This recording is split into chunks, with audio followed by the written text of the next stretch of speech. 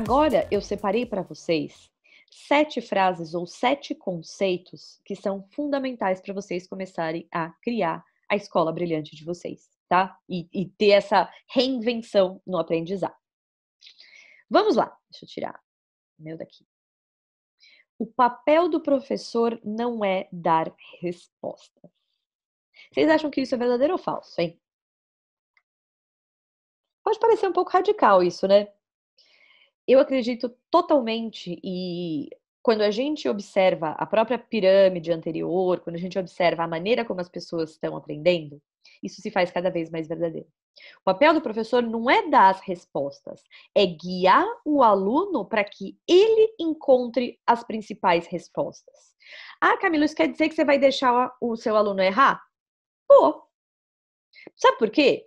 Porque se eu der simplesmente a resposta, ele não vai entender o que ele fez de errado. A gente está vivendo num momento em que cada vez mais é cobrado no mercado de trabalho, dos empregadores, uma capacidade de resolução de problemas.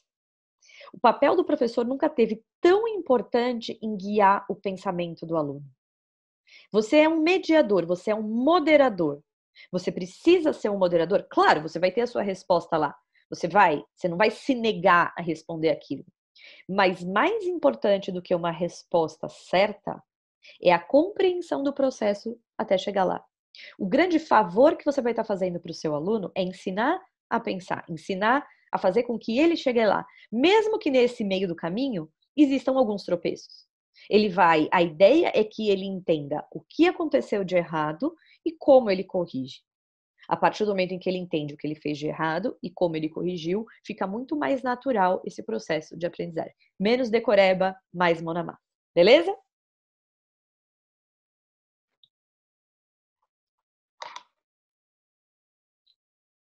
Yes. A gente já falou lá no começo, não é? O professor não é o detentor do conhecimento. Isso é um desafio para quem dá aula também. Por quê? Muitas vezes, especialmente aqueles professores que têm mais de décadas de experiência de ensino, costumam falar, isso eu digo pelos meus professores de pós-graduação em educação, que me deram aula, enfim, que eu tive, e pelo que eu convivo também, era muito mais fácil dar aula ali no finzinho dos anos 80, comecinho dos anos 90. Os alunos hoje eles estão muito questionadores, como se isso fosse ruim. É inegável que nós, como professores, precisamos passar por uma reinvenção de escopo. E muitas vezes reconhecer que talvez a gente não tenha aquela resposta, mas a gente vai procurar. O conhecimento, ele não é necessariamente exclusividade do professor. Claro, você foi lá, você estudou mais sobre aquele assunto, você se tornou um especialista, mas a mentalidade de aprendizagem contínua, ela precisa ser colocada em prática por você, professor, também. Para que a sua aula não fique obsoleta, para que a sua escola não fique obsoleta. O que funcionou até agora, provavelmente não vai funcionar 100% daqui para frente, porque o contexto mudou, as fontes de informação mudaram, as pessoas estão mais aptas a buscar essas informações. Eu vou sim bater muito nessa tecla. E a gente tem que ter a humildade suficiente para reconhecer que nós não somos os detentores do conhecimento. O aluno está cada vez menos submisso e mais ao nosso lado, mais ao nosso par. Por que não abraçar uma discussão relevante entre você e seu aluno? Alguma coisa que ele trouxe para você? Ah, não, é assim. Isso não existe, não existem mais respostas prontas, tá? Então, a partir do momento em que você reconhece que o professor não é detentor do conhecimento, que está gradualmente amadurecendo essa sua competência, essa sua expertise, esse seu dom de absorver determinado assunto, você vai se reciclando e vai colocando o seu aluno do seu lado e não como um ser submisso. Beleza? Eu gosto desses números só para que vocês tenham uma quantificação dessa questão da produção da informação. Em 2020, 1,7 megabytes de dados foi criado por segundo por cada pessoa no mundo. O que isso quer dizer, Camila? Está todo mundo produzindo informação. Todo mundo está produzindo informação sobre tudo. Eu não estou dizendo que isso seja informação de qualidade. O que eu quero dizer é o seguinte: existe informação de todo tipo, verdadeiras, falsas, fake news, informações verdadeiras, conteúdos relevantes, conteúdos não relevantes na internet. Cada vez mais o desafio que nós temos como profissionais da educação é mostrar para os nossos alunos ou nossos clientes que existe uma necessidade de orientação e mediação dessa busca por conhecimento. Ou seja, tudo bem, eu não sou detentora do conhecimento, tem informação a rodo por aí, só que ao mesmo tempo a qualidade da informação ela é questionável. Por isso que o professor nunca vai desaparecer. Certo? O papel dele muda. O papel dele é transformado, mas ele passa a ser sempre um mediador de conhecimento e um compartilhador. Ele vai guiar esse raciocínio do aluno para aquele assunto. Beleza?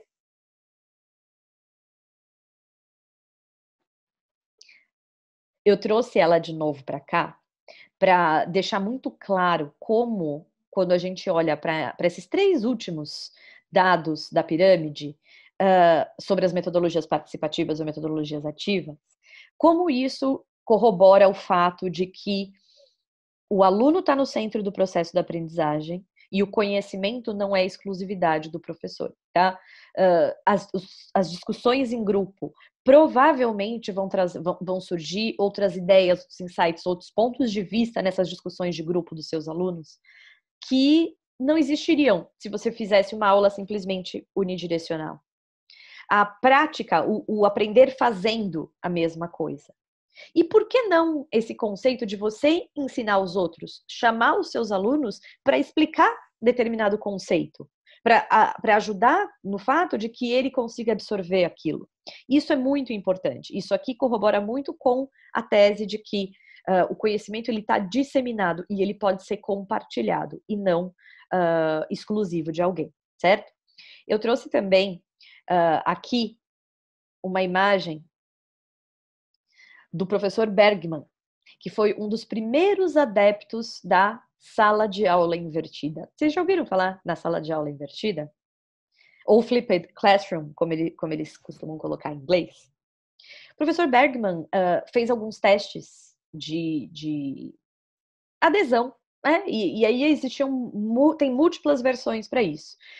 Eles começaram a gravar, na época, no laboratório, algumas aulas para os alunos que, por alguma razão, estavam em casa, não podiam frequentar.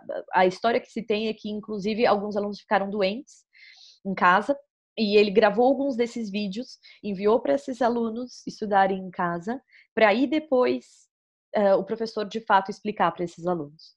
Assim nasceu o modelo de sala de aula invertida. O que é a questão da sala de aula invertida? Para entender como a sala de aula invertida funciona, eu preciso entender como funciona a tradicional. No metodologia tradicional, o que acontece? Eu tenho lá um professor falando, os alunos na frente dele, absorvendo esse conhecimento, ou não, né? Sim, mas pelo menos ouvindo eles estão, e eles pegam tudo isso, vão para casa e façam a lição. É um consumo passivo da informação, é um consumo passivo desse conteúdo, certo? Foi lá na escola, na universidade, no curso, na palestra, qualquer coisa, ouviu a pessoa falar, volta para casa e bota em prática, certo? É uma metodologia passiva. No modelo invertido, o que acontece? Normalmente, o conteúdo, eles têm contato com aquilo que o professor vai ensinar numa determinada aula antes da aula. Então, aqui o nosso ícone ilustra um vídeo, né? Então, esse aluno ele assiste um vídeo, ele escuta um podcast, ele lê um determinado material antes da aula. Ele chega para a aula já sabendo o que o professor vai falar. Só que o professor não é quem fala, principalmente. O professor ele vai soltando pílulas e motivando a participação dos alunos. Então, no método invertido, ele começa a tomar conhecimento do assunto, ele mesmo. Ele vai lá, ele vê, ele assiste, ele consome aquela informação. ele chega para a aula com o grupo já sabendo do que vai ser falado e o professor guia discussões, vai explicando, trazendo explicações complementares a partir da base, a partir daquilo que os alunos já assistiram, a partir daquilo que os alunos têm de dúvida e incentivando a discussão. Então, a gente passa de um movimento de passividade para um movimento de protagonismo, que está cada vez mais adaptado para os modelos educacionais. Aqui no Brasil, a gente já vê muitas escolas começando a ter esse tipo de iniciativa. Claro que não vai acontecer do dia para a noite, existem N fatores para isso, só que nada impede de que nós que temos esse desejo de trazer uma educação inovadora para os nossos alunos, nós, como empresários, mantenedores, que temos o desejo de trazer uma escola inovadora para os nossos alunos, começar a testar. Ele começou a colocar em prática isso para alunos um pouco mais velhos, do fundamental até o ensino médio. Mas o que a gente percebe é que hoje, até mesmo no ensino infantil, isso já começa a ser colocado em prática. Claro que de uma maneira muito diferente, muito mais sutil, mas incentivando o trabalho de grupo entre crianças, incentivando a curiosidade, a investigação por parte delas, em vez de todas as crianças ficarem sentadinhas na sala de aula, só escutando o que o professor tem para falar. Então, elas passam de sujeito passivo para um sujeito ativo, em que interage, mexe nas coisas, e parte daquela experiência vai contribuir para o aprendizado dela. Então, graças ao professor Bergman, e outros vários acadêmicos que continuaram estudando, testando a efetividade, e isso está cada vez mais caminhando para ser uma prática adotada, especialmente agora em que esse novo aluno, essa formação desse novo aluno se acelerou tanto com a pandemia. Esse terceiro ponto é muito útil. As novas mídias não são as suas inimigas. Camila Fusco, é óbvio isso. Quem ainda acha que um tablet, um podcast, um aplicativo é inimigo do professor? Muita gente. Muita gente ainda tem esse temor de que as tecnologias elas vão canibalizar a existência do professor, a existência da escola. Eu já falei bastante lá atrás, eu não vou voltar nisso, mas tem muito a ver com o tipo de professor que você é. Talvez as novas mídias canibalizem aquele professor antigo, aquele professor obsoleto que acha que ele sabe tudo e que não dá chance para os seus alunos se expressarem, questionarem e estarem ao lado dele. Esse professor vai ser engolido. Agora, o professor que entender o que esse aluno quer, como esse aluno aprende e onde esse aluno está, não vai ter as novas mídias como inimigas. Isso é cada vez mais natural em salas de aula de todos os tamanhos, né? De faixas etárias, aqui no Brasil e fora do Brasil. Tá todo mundo conectado. Isso é inevitável. Então, qual é a efetividade de você brigar, bater de frente com essa questão do celular? Não, celular não pode. Celular não pode. Claro, existem horas, existem formas que você vai cobrar, mas por que não pensar em formas de incorporar esse telefone como parte do processo pedagógico? Incentivar uma determinada busca pelo celular, pelos buscadores de assuntos. Ai, mas eles vão usar o WhatsApp. Se a sua aula estiver chata, seguramente. Ah, você está jogando a culpa para cima da gente? Em muitos casos, sim. É natural que a gente culpe o aluno. Só que, cada vez mais é necessário que a gente tenha empatia sobre aquilo que ele está vivendo. Você consegue hoje conquistar a atenção desse aluno por mais tempo? A sua aula, o seu tema, a sua discussão consegue cultivar, consegue brigar com a atenção desse seu aluno? Que provavelmente tem amigos, tem família, tem um sticker muito legal ali no WhatsApp ou no Telegram. Então, você está concorrendo com essas mídias. Só que se você começa a trazer ela para você, se você começa a repensar no uso dela, ela vai de inimiga, por que não para aliada? E uma coisa que a gente precisa lembrar é o seguinte: o tempo médio de concentração das pessoas diminuiu demais. Então, o tempo das aulas, essa aula aqui, possivelmente vocês já pausaram e já recomeçaram várias vezes. E tudo bem. O tempo de concentração está cada vez menor. As pessoas estão cada vez mais imediatistas. Pílulas de conteúdo cada vez mais rápido. Como é que eu adapto isso à minha maneira de ensinar? Um trabalho de conclusão que eu fiz da minha pós-graduação foi sobre o uso de podcasts na educação. Então, o que acontece? Ele pode ser também uma forma... eu falei agora há pouco da sala de aula invertida, professor Bergman. Os podcasts, eles podem ser alguns aliados importantes no processo educativo também. Então, como que eu sei disso? Eu pesquisei, eu fui atrás disso. Nos Estados Unidos, a gente está falando hoje de 140 milhões de pessoas que consomem podcast. No Brasil, o número ainda está um pouco atrás, né? A gente está falando em torno de 20 milhões de pessoas que ouvem podcast regularmente. Só que, se eu olhar para esses números e pensar que o podcast pode ser uma ferramenta complementar à minha aula, isso faz com que eu comece a observar aonde meu aluno está. Tá, eu fui lá, eu observei, eu pesquisei os números, eu vi que isso sim é uma tendência, eu não fui no achômetro.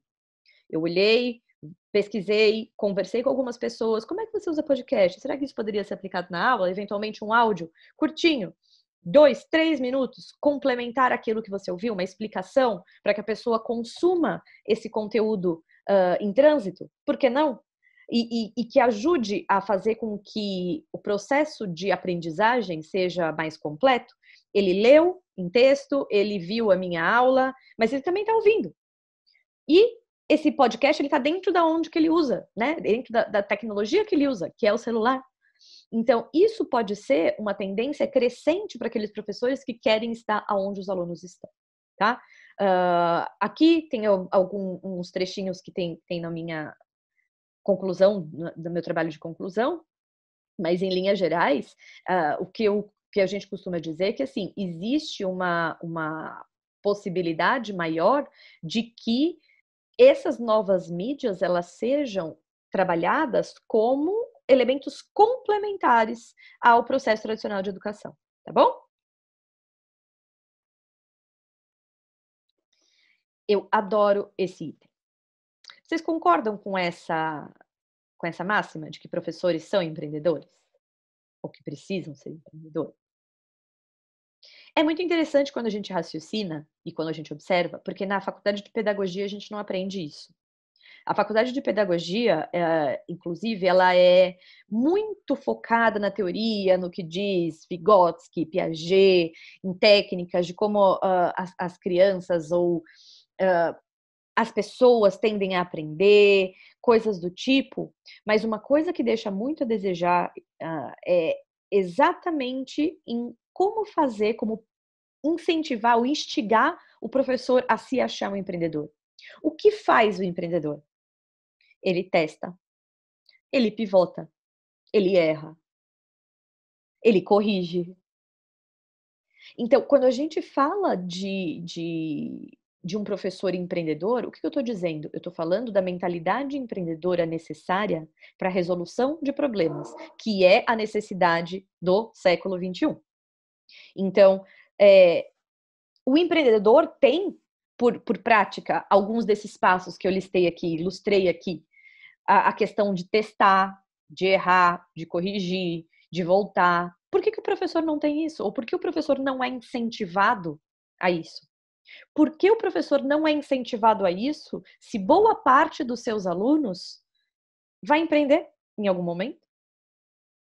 Então, uma coisa que é fundamental para que a gente tenha em mente como mantenedor de escola, como professor, ou como pessoa interessada em criar algum tipo de modelo educacional, é que a mentalidade empreendedora, voltada à resolução de problemas, a teste, a ser flexível o suficiente para arriscar, testar, errar e voltar, ela é inerente ao novo processo de ensino. Ela precisa ser. Ela precisa ser porque o mundo valoriza cada vez mais isso. Então, não é a decoreba que vai imperar. Claro, tem alguns conceitos que ainda vão continuar sendo necessários. Não estou falando para ninguém reinventar a tabuada dos 5. Não é disso que eu estou dizendo. Mas o que eu estou dizendo é a capacidade da escola, a capacidade do professor em transmitir isso aos seus alunos. Que mais do que a resposta certa, é importante que a resposta certa venha com um processo de raciocínio, de teste, de correção certos. Ok? E essa questão do teste, que eu mencionei agora há pouco, ela está muito relacionada com a desterritorialização da sala de aula. Cada vez menos é aceitável que você diga: ah, eu vou sentar aqui, eu vou estudar agora. Tá, tudo bem, você vai sentar, vai estudar, você está focando ali. Mas isso não necessariamente precisa estar na sala de aula. Você não precisa estar na sala de aula para estudar. O que aconteceu com a pandemia, a questão do ensino remoto, como o ensino remoto, o ensino à distância se tornou mais palatável, isso tudo faz com que a sala de aula ela seja cada vez mais questionada. Por quê? Porque o aprendizado ele pode morar em todo lugar e a todo momento. E isso é parte também do processo de criação do professor. Eu listei aqui 3 passos que eu gosto muito, que eu coloco em prática, que eu incentivo os meus professores a colocarem em prática e que normalmente funciona bem, que é um roteiro para uma aula investigativa. Lembra lá da pirâmide? O learn by doing, que é o aprender fazendo? Então, isso tem muito a ver. Isso aqui vale se você tem uma escola de educação infantil, fundamental, ensino médio, curso livre, curso de inglês, curso específico, tá? Primeira coisa que você vai fazer, normalmente, é detalhar esse planejamento de aula. Só que quando você detalhar esse planejamento de aula, você vai incluir algumas coisas. E pensa que 50% do tempo da sua aula vai ser dedicada à investigação e à experimentação do seu aluno. E os outros 50% vão ser dedicados ao registro. Então, o que eu quero dizer? No caso da experimentação, aonde vai ser essa aula? Tem que necessariamente ser na sala de aula ou eu posso promover essa aula investigativa em outro lugar? No jardim, na horta, no pátio, na brinquedoteca, na sala no laboratório, aonde? Né? Ah, não, eu dou curso online. Não tem problema. Por que vocês não incentivam no curso online que vocês estão dando o aluno a ir para aquele lugar onde você quer que ele tenha aquela experiência? Certo? Você dá uma aula de gastronomia, o que ele vai fazer na cozinha? Então, olha, gente, hoje a nossa aula vai ser aqui na cozinha e eu vou precisar que vocês interajam com isso, isso e isso. Existe essa possibilidade. A tecnologia ela não pode ser um bloqueador. Lembra disso? Ela é um canal. Mas você consegue, dependendo da forma como você fala, colocar o aluno naquele mundo imersivo que você vai estar construindo para ele. Então, a primeira coisa que você vai fazer é detalhar. Qual vai ser seu componente de experimentação, interação? Quais materiais você vai usar? Como os alunos vão agir, vão interagir? Então, e como que vai ser o registro dessa atividade, em caso de cursos que vocês precisam realmente formalizar isso? Se vai ser por meio de um texto, se vai ser por meio de um quiz, por que não? Uma pergunta e resposta. Como que você vai registrar? Uma coisa que a gente tem trabalhado muito forte é que cada vez menos você começa a partir do registro. O livro, ele não é o começo, muitas vezes, ele pode ser o fim. Eu estou apresentando o assunto por meio de uma vivência e eu finalizo a minha explicação complementando a partir do livro, complementando a partir de um texto e fazendo com que eles façam aí, assim, os exercícios, ok? Item 6 é fundamental a comunicação da sua proposta de valor. A gente já falou lá no MNV, quando eu estava desenhando o MNV da educação, que é muito importante que você tenha muito claro na sua cabeça e na sua narrativa qual é a proposta de valor. Então, comunique isso claramente para o seu cliente ou para o seu aluno em potencial. Item 7 dessas fundamentais, dessas coisas fundamentais que eu selecionei para a criação de escolas brilhantes. Reforçar a conexão humana. Fusco, você não está sendo contraditória, não? Você falou tanto da tecnologia, do ensino à distância, e agora está falando da conexão humana. Uma coisa não tem nada a ver com a outra. A tecnologia, ela é um canal. Claro que eu seria se eu tenho uma interação física com os meus alunos, com, os meus mentorados, eu tenho um tipo de experiência, mas isso não quer dizer que se existe essa necessidade dessa interação ser virtual, eu vou ter uma conexão menos humana com os meus alunos, por causa da tecnologia ou por causa do distanciamento. Eu vivi isso na pele em 2020, na minha própria escola, na Rede Fadelito. O que acontecia? Nós temos alunos de 4 meses, alunos de berçário, até quase 6 anos, 5 anos e 11 meses. A escola fechou. Minha escola ficou fechada por 7 meses. Como é que eu mantenho o vínculo humano com as famílias? Foi difícil? Foi. A gente teve que se reinventar, teve que repensar como fazer isso. Como é que eu consigo fazer com que a criança continue apaixonada pela escola ou pela experiência, se ela não tem mais aquele contato? E a memória da criança é muito focada nisso. Nasceu daí, depois de várias discussões e ideias dos nossos sócios, como que a gente conseguiria fazer para estreitar essa distância entre a criança que não está na escola e a, os professores, a vivência escolar. A gente criou o Fadelito Box. Aqui, Camila, o que é isso? É uma caixa? É uma caixa. A gente tinha brinquedos, materiais, coisas do tipo que ele podia levar para casa e brincar com essas coisas enquanto ou assistia algum vídeo ou fazia as atividades moderadas pelos pais. Mas mais do que isso, era a conexão humana de a gente tentar estreitar a ponte entre o que a escola representa e a casa dele. Como é que eu consigo levar um pedacinho da minha escola para dentro da casa de uma criança? Tem um outro exemplo que eu gosto muito, que também é de uma escola de educação infantil, mas é lá da cidade de Mariana, em Minas Gerais, que também levou bastante a sério essa questão da conexão humana, especialmente para esse público que eu acredito tenha sido o mais vulnerável de todos, por não ter uma habilidade muito grande em interação online, pouquíssimo tempo de concentração. Essa escola, ela estava com alunos para se formar no fim do ano passado e com praticamente 1 ano sem aula. Então, o que eles fizeram? Elas fizeram um drive-thru de formatura. Foi uma experiência que elas tiveram e que elas ofereceram para aqueles pais, para que essas crianças não deixassem de se formar, não passassem em branco esse momento tão importante que é o da formação, né? Da formatura, perdão, do finzinho ali do ensino infantil para iniciar no ensino médio. Essas crianças, elas estão vivendo uma coisa sem precedentes. Só que até chegar lá, foi algo que a escola precisou amadurecer e colocar realmente a conexão humana em primeiro lugar. Para finalizar, eu quero apresentar essa frase. Eu gosto demais dessa frase, que é do Benjamin Franklin, que é: diga-me e eu esquecerei, ensine-me e eu lembrarei, envolva-me e eu aprenderei. Uh, a educação agora ela passa cada vez mais a ser não tanto sobre o conteúdo, mas mais sobre o envolvimento que esse conteúdo vai trazer para aquele aluno, independente se ele é uma criança, se ele é um adolescente, se ele é um adulto. Todos nós queremos ser envolvidos por um assunto. E é com esse tipo de raciocínio que a gente tem que desenvolver a nossa própria escola brilhante.